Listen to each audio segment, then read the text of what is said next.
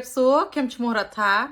Hi everyone, my name is Ratha and I want to thank Niza On Win for inviting Rajana Threads and inviting me to participate in the Camb From Nothing project. So here we go. I was born in Aranya Pratet Prachit Prachinburi, Thailand.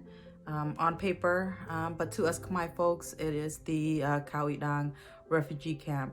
So I was not born in Cambodia. I was born in the border of Khmer and Thai in the Chumrum Khawit. I come from a very big family. There's 8 of us, 3 boys, 5 girls. I am the third. And then my brother that was born after me was born in the US. So all 5 of my younger siblings were born here in the United States. My father is from Takao province. He is born and raised in Takao, but he did say that at a very early age he left home, and especially when he went to school and joined the military, he wasn't really around his family and his parents a lot. He was the only one that left. And so till today, he misses his family very much. The story that he had told us was that, during the Khmer Rouge, his mother did not die because of starvation or anything like that, but she died of a heartache because she misses him so much. I mean, she already doesn't see him. And so during the war, being separated for that long, she just, couldn't take it anymore. So that was a very sad story. And then for my mom, she's a very proud indigenous woman. And I say that because she is from a long line of Khmer Cambodian people from present-day southern Vietnam, Khmer Rouge. So she was conceived in Cambodia, born in Khmer Rouge. So the story goes, her grandmother, who is Khmer Rouge, had moved to Battambang. I'm not really sure what the exact reasons are, but I did learn that there was a lot of flooding in southern Vietnam, especially if you live around the deltas.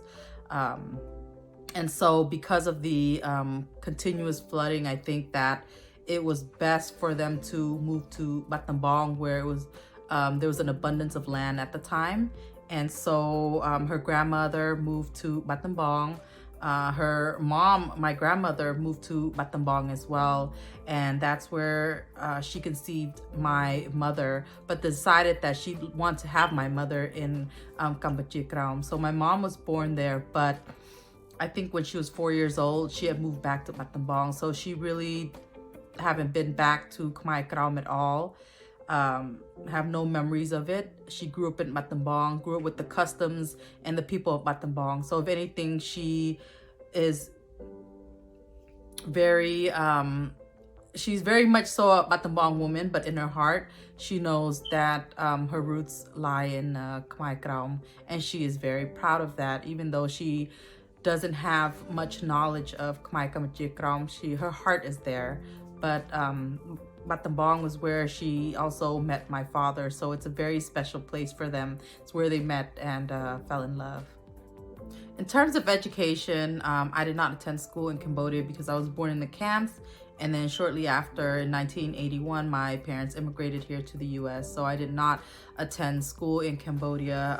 I attended all of my schooling here in the US, particularly when my parents moved from Boston to San Francisco. I went to the public schools here in San Francisco. It has such a profound impact in my life.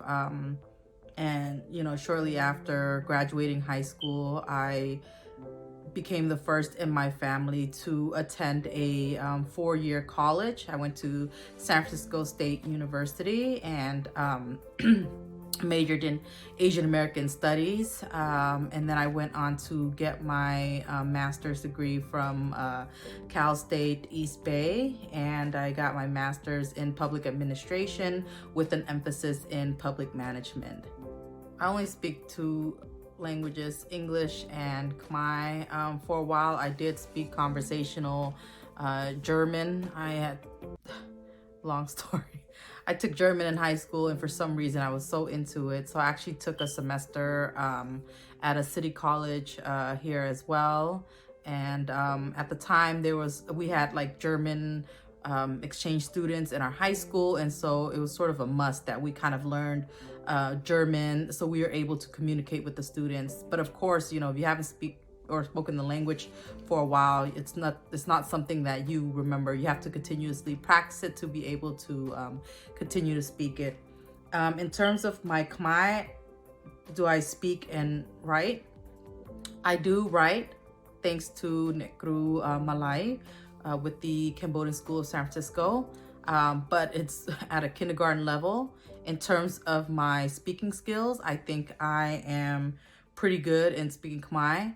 I didn't grow up speaking that much Cambodian Khmer in the household, just because I wasn't home a lot. And so English was always my first language.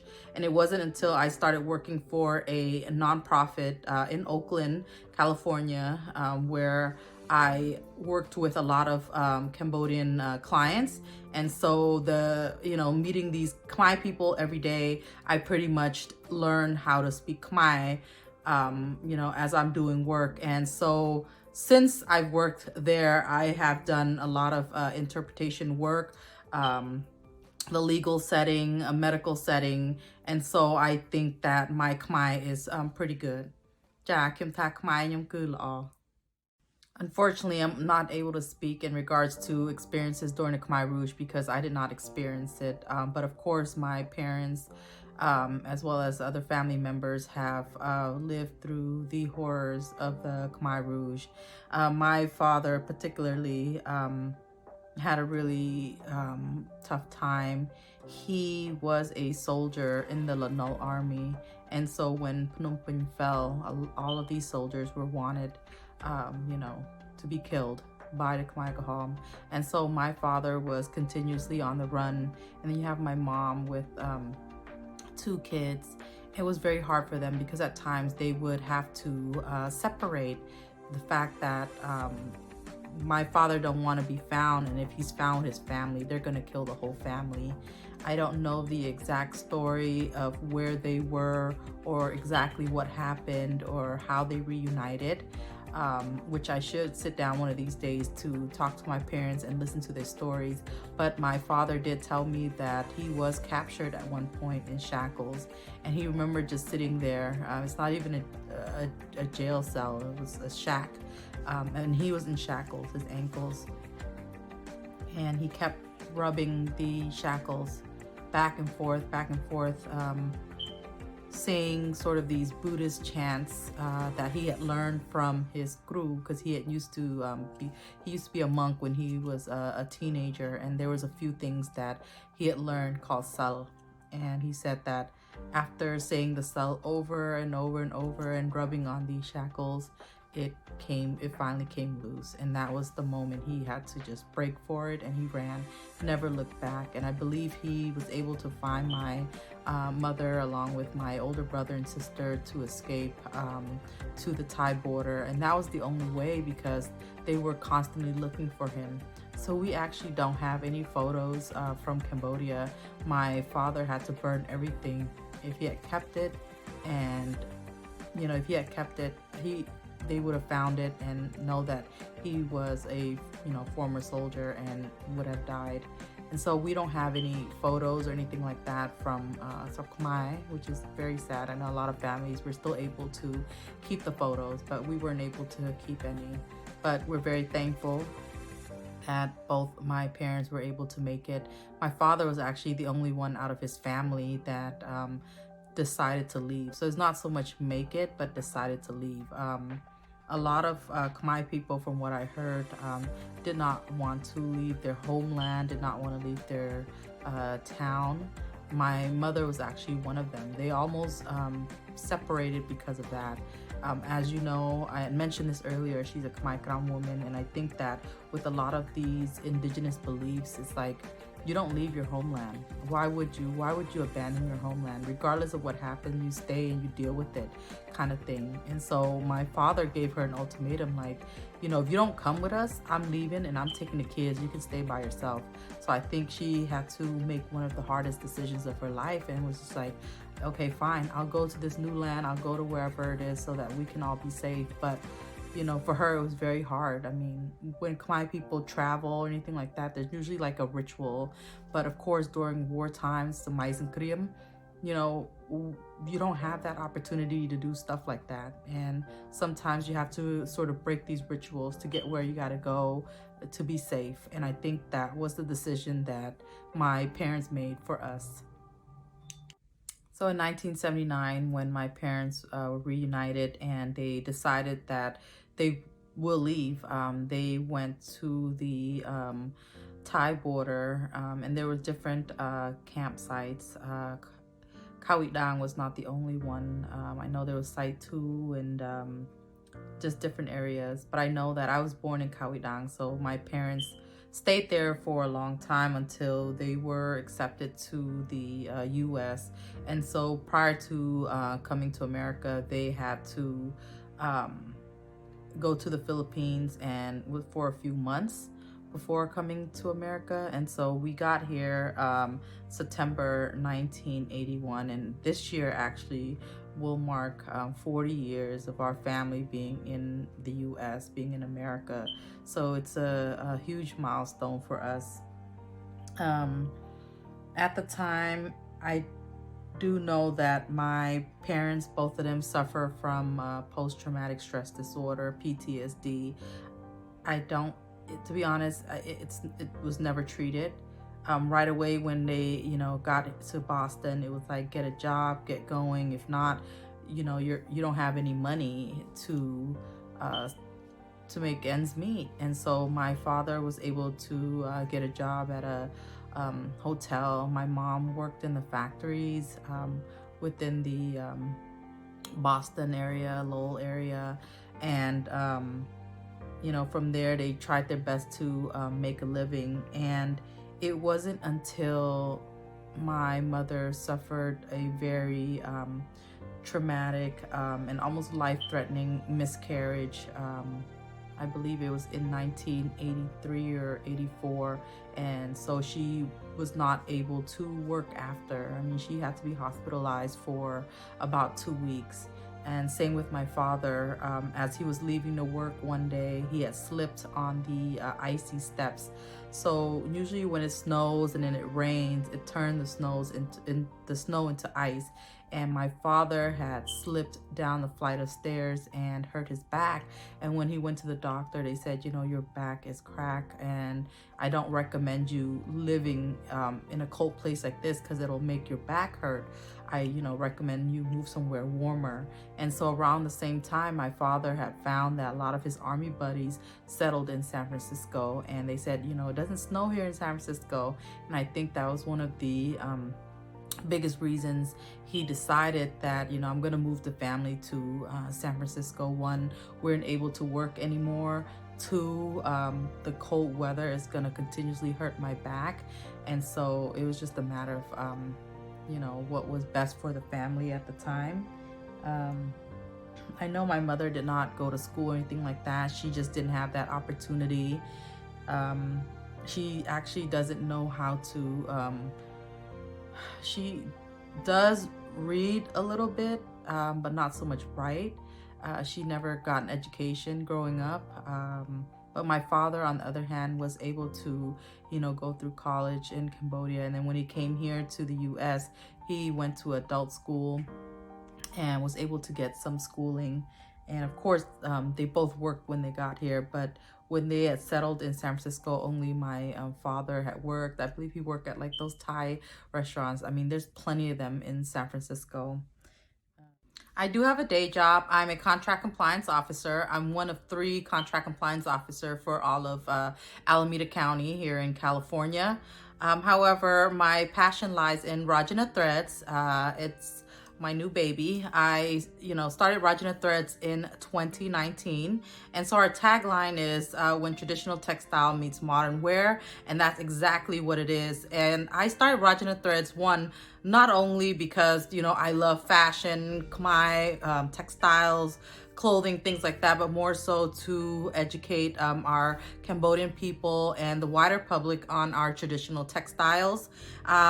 you know, you see a lot of other ethnicities being able to wear their threads proudly, and I also want Cambodian people to be able to do that as well. And so designing using traditional textiles and making it to modern wear, you no longer have to just, you know, wear your Khmer outfit to the temple, because that's the first thing Khmer people think is, okay, where can I wear this to? You know, I can only wear a saputbat out back to temple. But what if you cut the saputbat in a modern way? What if you cut it in a different style and then you could wear it to work?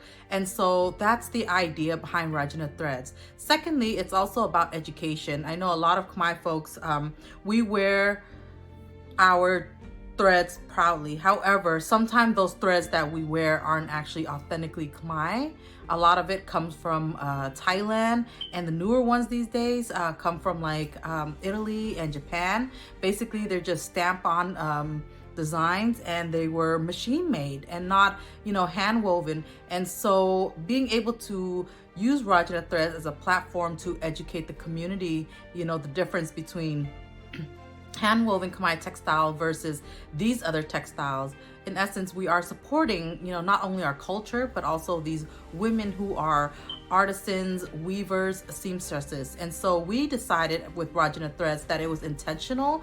We work with Khmer-owned co-ops in Cambodia, and we reached out to a few reputable ones, and, you know, currently working with them in creating the beautiful pieces that you see with Rajana Threads. And you know, we're on Facebook under Rajana Threads. We're also on Instagram as Rajana Threads as well. And so you can find us there. Website, rajanathreads.square. And, you know, feel free to check out Rajana Threads, and we'll also provide more information as well. But I'm very excited for what we can do with Rajana Threads. Prior to the pandemic, I had already planned sort of a pan API African sort of pop-up, you know, with a couple of my friends and colleagues, so that way people can have a different, you know, taste of like Cambodia, you know, we're going to Nigeria or Tahiti, you know. And so it was very important for me that not only do I work within my own community, but also reach out to other women who are small business owners as well. I can say that being a 1.5 generation Cambodian American, you know, grew up in the inner city, hasn't been easy at all. And so a lot of things I do find that I'm very, very proud of, whether that be, you know, completing education, graduate studies. But I think one of the proudest thing for myself, and that is the fact that, you know, being able to relate both to the younger and the older generation. I've worked with youth, I've worked with the older groups, and I feel like I'm that bridge that is able to connect both the young and the old, and to create that understanding. I think that is very important, and it's also very hard to come by these days. You know, in our current climate right now, I just feel like there's a lot of misunderstanding when it comes to certain things, because the older folks believe in certain things, the younger folks believe in certain things, and where's that middle ground? How can there be a middle ground if, you know, the generations doesn't understand each other? And I feel like, you know, I'm very blessed and thankful to have been able to work with both groups.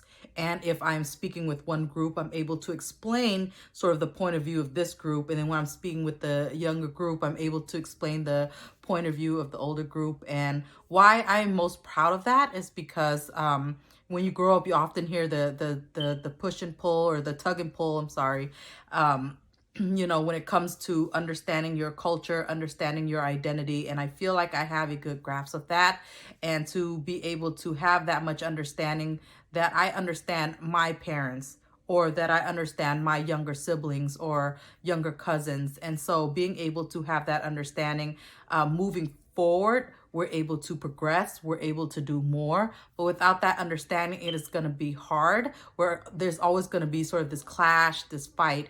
And so a message that I would like to share with others in the Cambodian community is that we should continue to support and uplift one another. It's so important that we help each other out. Our numbers are already small, and so any little help goes a long way, you know, whether that be supporting small businesses, whether it be supporting someone to pursue higher education, in the athletics. I mean, we're looking at just different just areas of profession to be able to support each other. I mean, let go of any negativity if there is any. And I believe that if we continue to support and uplift one another, our community will get very far. I mean, we've come a long way, and I know that there's still a lot of work that needs to be done, whether it be here, the Cambodians in America, or Cambodians in Cambodia. But we're both working at our own timelines and getting to where we need to get. And so I just wanted to end it there.